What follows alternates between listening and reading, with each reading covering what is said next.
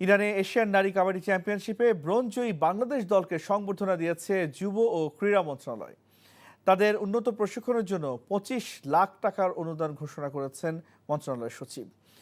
জাতীয় ক্রীড়া পরিষদের সভাপতিকে আয়োজিত সংবর্ধনা অনুষ্ঠানে তিনি বলেন, আপাতত এই দলটির উন্নত প্রশিক্ষণের জন্য আর্থিক অনুদান দেওয়া হলো।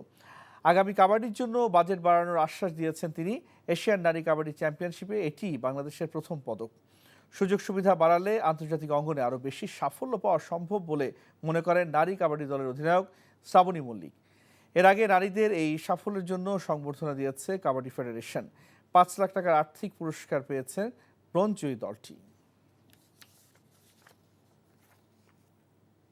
এই ঈদে জামা জুতো অ্যাক্সেসরিজের ডিসকাউন্ট।